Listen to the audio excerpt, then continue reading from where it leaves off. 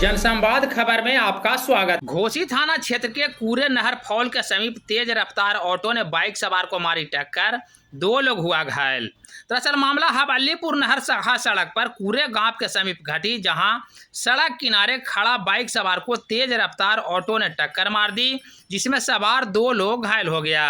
घायल धनंजय कुमार एवं अजय शर्मा को इलाज को लेकर स्थानीय अस्पताल में भर्ती कराया गया है।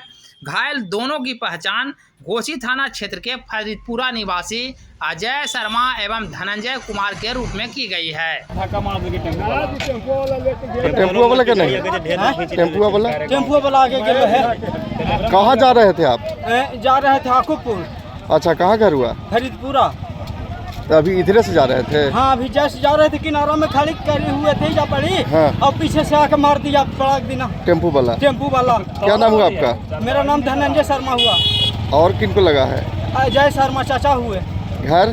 फरीदपुरा। और टेम्पो वाला भाग गया? टेम्पो वाला भी लेके गया है। ठीक है, तो इलाज कराने गए हैं? हाँ, भी गया है। ठीक।